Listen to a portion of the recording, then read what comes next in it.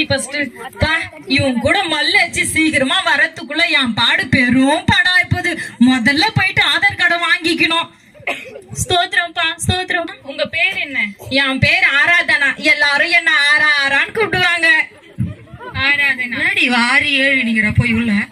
அம்மா உங்க பேர் இதுல இல்லையே. நல்லா பாருங்க, என் பேர் இருக்குமே.